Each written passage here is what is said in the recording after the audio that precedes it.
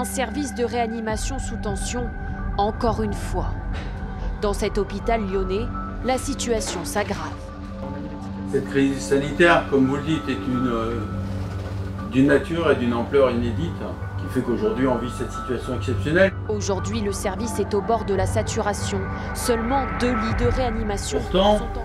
La communauté scientifique, qu'elle soit nationale ou internationale, avait déjà alerté sur un risque auquel nos sociétés étaient mal préparées, nos sociétés modernes. C'est celui d'une épidémie virale. C'est du jamais vu. Des millions d'habitants placés en quarantaine. Les autorités chinoises ont bouclé ce matin 3 villes, dont Wuhan. En France, on est encore loin de cette situation. Pour le moment, une centaine de Français seulement sont confinés préventivement à Carry-le-Rouet. Le 14 mars, le gouvernement active le 3e et dernier stade du plan contre le Covid. Tout le système hospitalier est en alerte. J'ai décidé de renforcer encore les mesures pour réduire nos déplacements et nos contacts au strict nécessaire. Le mois d'avril 2020, quand il y a eu la première vague, là ça a été terrible et cataclysmique, quoi, j'ai envie de vous dire. Il y avait carrément des organismes qui arrêtaient les prises en charge à domicile. Parce que les AVS, elles avaient peur, elles se mettaient en maladie. Moi, par chance, les aides-soignantes, soudées, elles sont restées, j'ai pas eu de maladie, donc on a pu continuer les prises en charge, mais c'était terrible. Nous sommes en guerre. J'appelle tous les acteurs politiques, économiques, sociaux, associatifs, tous les Français, à s'inscrire dans cette union nationale. On a monté une cellule de crise, et cette cellule de crise, elle est essentiellement montée pour traiter 2 domaines. D'une part, celui de la communication et celui de la continuité des services publics. Concernant les horaires, nous avons une planche horaire entre 8h et 2h du matin. Les gens sur la commune respectent au final le confinement. Pas trop d'incivilité n'est à constater sur la commune. Pour nous, il n'y a rien qui change au niveau du travail concernant le Covid-19. De toute façon, quoi qu'il arrive, on est sur le terrain en temps normal. On n'osait même plus aller voir nos proches. Voilà. Donc on venait le matin travailler avec la boule au ventre. On faisait nos soins parce qu'on est soignant. Mais nos propres familles, on n'allait plus les voir. Moi, je me rappelle d'une situation où je suis allée voir mes parents pour récupérer la liste de courses, parce qu'ils pouvaient plus, il fallait faire l'attestation pour pouvoir aller. Donc, je suis allée récupérer la liste de courses à travers le portail. Enfin, je crois que c'est l'image qui me restera, quoi. Les premières réactions, c'est beaucoup d'incompréhension de la part des entreprises, beaucoup de peur, parce que c'était une situation totalement inédite.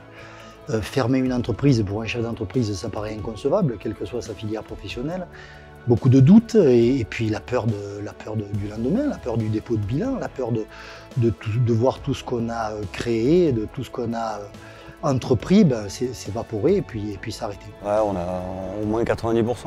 On était à l'arrêt total, à part la vente à emporter, mais on travaillait seul, donc tout le monde est resté un peu dans l'expectative. Ça a été compliqué, c'est violent. Ah, j'étais tétanisée. Hein. Ah oui, complètement. Je venais de rentrer toutes mes collections, avec même pas 6 mois d'ouverture. Je me suis dit, je vais à la faillite. Comment restaurer la confiance dans cette part de population qui doute autant? On a tous notre part de vérité, mais on ne peut pas tout expliquer.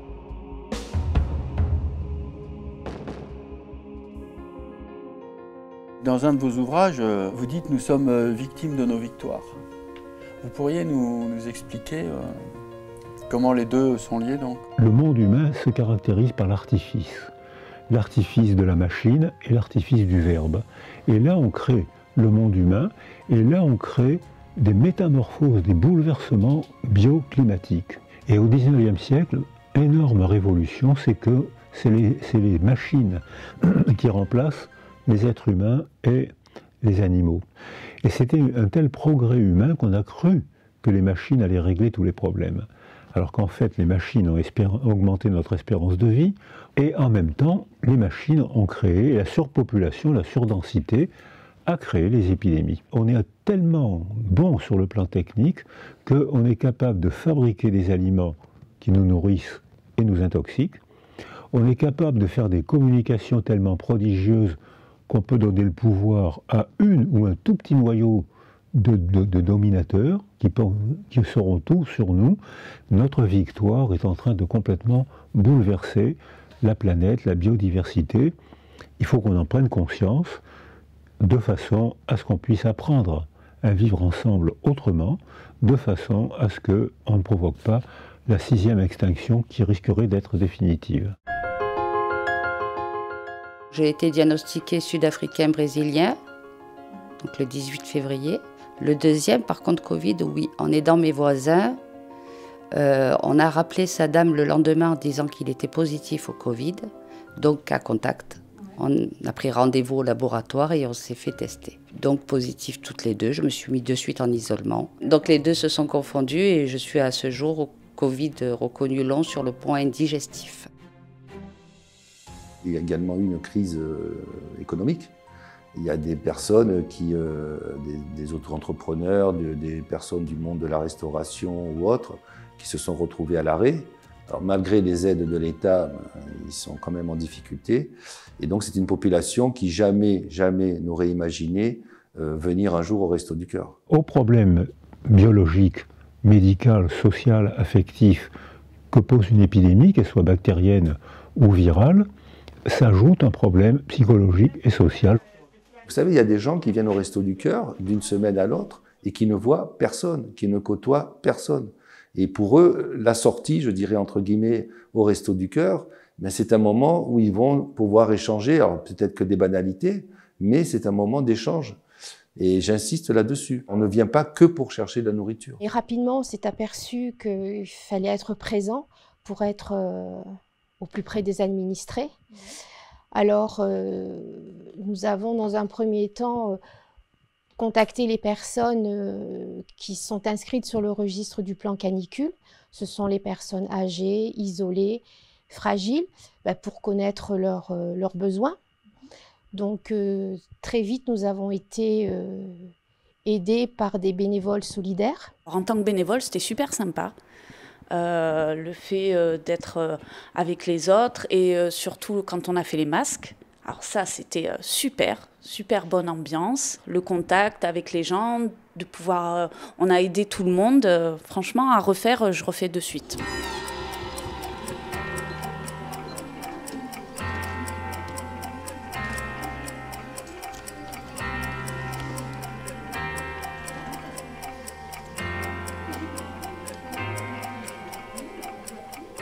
On est là tous les jours, 8 heures par jour. Donc on coud le matin de 9h à midi. Après, jusqu'à 12h30, on mange sur place. Et après, à 12h30, on reprend jusqu'à 4h30, du lundi au samedi. Le 1er mai, on a travaillé. Aujourd'hui, on est le 8 mai, on travaille. Voilà.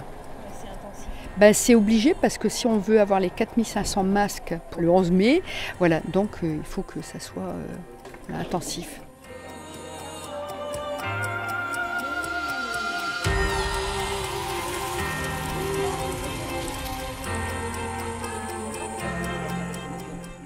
Ça a été l'utile et l'agréable parce que le côté agréable, c'est qu'on est sorti un peu du confinement. On a pu voir même avec les distances, mais revoir un peu des collègues et d'autres personnes. Donc même de loin, parler, rire, c'est toujours agréable. Et puis après, l'utilité de ce qu'on fait. Voilà, on est content et assez fiers de ce qu'on arrive à faire. On constate que le principal facteur sécurisant, c'est la solidarité. Et que quand il n'y a pas de solidarité, il y a énormément de syndromes psychotraumatiques. Et que quand la crise est passée, on constate que des groupes se sont faits, que le lien d'attachement s'est tissé, et ça c'est un énorme facteur de protection. Il fallait réagir, puisqu'on a passé des années à essayer de créer le terrain, je dirais, et tisser ce tissu économique qui est aujourd'hui favorable à l'installation et à la création de toutes les entreprises qui couvrent notre territoire, qui sont pas loin de 500.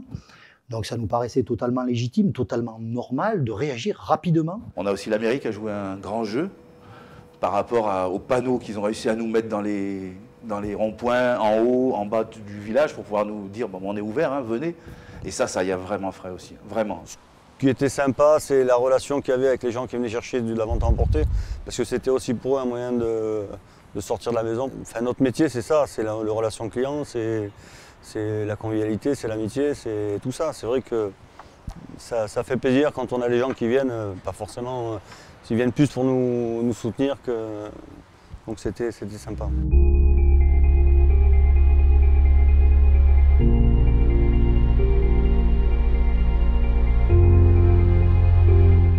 On passait devant des domiciles, les gens ils étaient sur les balcons, ils nous applaudissaient. Le soir à 20h, enfin moi j'en avais les larmes aux yeux quoi. C'est vrai, hein, on vivait dans un climat particulier quoi. En même temps on avait peur, mais bon on était soignants et on était des héros. Mais quand on est face à une pandémie comme ça, comment au niveau d'une ville, d'une nation, voire au niveau d'un pays, comment ça peut, par quoi ça peut se traduire une résilience collective? Ceux qui, avant l'épidémie, avaient acquis des facteurs de protection. Une famille stable, un logement silencieux, une maîtrise de la parole pour établir des relations, s'expliquer, poser des questions, la proximité d'une école. Ceux-là, quand le confinement est arrivé, ils se sont confinés dans un grand appartement avec des parents qui continuaient à s'occuper, lire, travailler, écouter de la musique et qui même parfois profitaient du confinement. Ces enfants-là vont sortir de l'épidémie sans être traumatisés. A l'inverse, ceux qui, avant le virus, avaient acquis des facteurs de vulnérabilité, famille instable, père violent, surdensité, on parlait tout à l'heure de la surdensité des populations, mais cette surdensité, elle existe dans un appartement. Quand on vit à 6 dans un appartement de 30 ou 40 mètres carrés, quand la télévision fait du bruit jusqu'à 1 heure, que le père se lève à 4 ou 5 heures du matin, les enfants ne dorment pas. Et le sommeil, c'est le socle biologique de la mémoire. Un enfant qui ne dort pas, c'est un enfant qui a une mauvaise mémoire, qui aura de mauvais résultats scolaires. Ces enfants-là vont vivre dans un stress constant. C'est les enfants-là qui ont acquis les facteurs de vulnérabilité, vont souffrir du confinement, et quand le virus sera éteint, ils seront altérés. Et ils auront pris à l'école un grand retard, relationnellement un grand retard, ils seront fatigués, ils auront des mauvais apprentissages, et ceux-là, si on ne les entoure pas, ils ne vont pas déclencher un processus de résilience. Ils ne le déclencheront que si on fait vivre les deux mots-clés de la résilience, c'est soutien et sens.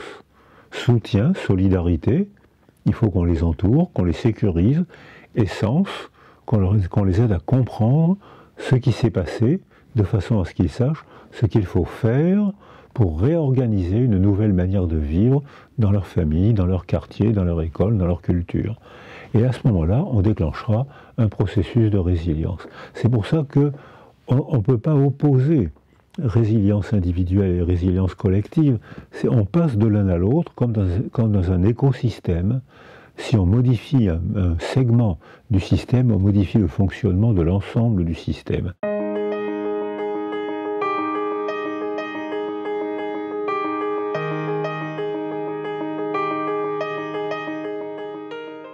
Ce que je trouve assez impressionnant d'ailleurs, c'est de voir en l'espace de quelques jours, comme on peut oublier ce qu'a pu faire souffrir les gens pendant des mois, paf, on enlève les masques et on reprend les réflexes d'avant à un point.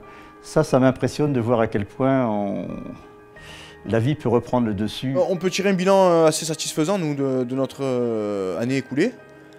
On a su rebondir quand il fallait, on a su mettre en place de la livraison, de la communication sur les réseaux sociaux, avec les gens aussi. On a eu beaucoup de communication avec les gens. Et des petits partenariats avec tout le monde, la naissance de notre enfant, ça a été vraiment une très belle année. Et finalement, j'ai un très beau bénéfice en ayant eu 3 confinements, donc finalement je m'en suis bien sortie. Aujourd'hui, avec un peu de recul, moins d'1% de nos entreprises ont été confrontés à une cessation d'activité. Les chefs d'entreprise ont beaucoup de ressources, je crois que là ils sont allés les chercher très loin. On a beaucoup de richesses sur notre territoire et je crois qu'on l'a prouvé et on continuera à le faire. Ça a été une épreuve, mais une épreuve collective en fait. Et cette leçon qu'on pourrait en tirer, c'est que justement, est-ce qu'on n'est pas plus fort quand on est collectif? Non, moi je suis positive. Moi je me dis qu'on va le passer. On va le passer. Effectivement triste parce qu'on a perdu quelques patients, qu'il y a énormément de gens qui ont perdu un proche. Et je pense que ça, effectivement, ça doit leur laisser un souvenir amer. Par contre, non, je suis positive et je suis contente d'être française, je vous le redis. Les gens qui ne croient pas, qui ne se vaccinent pas, sont en train de transporter le virus. Donc non seulement il y aura des variants, mais dans 2 ans, il y aura de nouveaux virus. Et il faudra que les scientifiques retrouvent la structure chimique, que les laboratoires refassent un nouveau vaccin, que l'économie s'arrête, que la culture s'arrête et il faudra recommencer, comme au siècle des pestes, tous les 2 ou 3 ans, il y aura une nouvelle épidémie. Mais je crois vraiment qu'il est citoyen, moral, de se faire vacciner.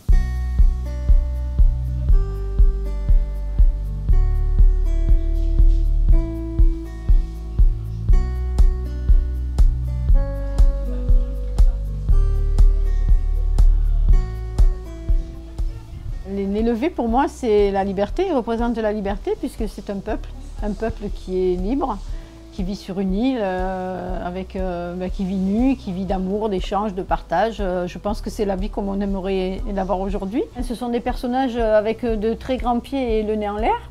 Alors le nez en l'air, pourquoi? Parce qu'ils ne voient pas le monde tel qu'il est aujourd'hui, en tout cas pour l'instant. Peut-être qu'un jour, ils le verront.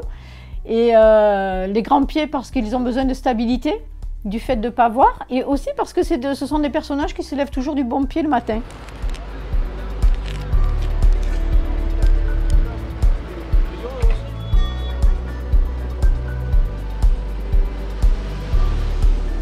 Est-ce que vous pensez que cette prolifération, cette mise à disposition de l'art facile dans la rue, pour chacun de nos concitoyens, participera de la résilience collective après un traumatisme comme cette pandémie? Alors ma réponse est clairement oui, parce que c'est la fonction du théâtre dans la Grèce ancienne. Les comédiens vont mettre sur la scène du théâtre tous les problèmes de la cité et les citoyens seront obligés de discuter des problèmes que les comédiens ont joués. Le théâtre a joué un rôle dans le fondement de la démocratie. Et ensuite, en continuant, on s'est rendu compte que chaque fois qu'il y avait un stress, quelque chose d'impossible à dire, on va comprendre, on demandait aux artistes d'en faire une représentation à condition que le peuple discute de la représentation. C'est la fonction de l'art de mettre à distance, ça m'amuse, ça me plaît, ça me choque, comme dans la vie, c'est la fonction de l'art à condition qu'on se réunisse ensuite pour partager. C'est autour de l'œuvre d'art que va se tisser le nouveau lien.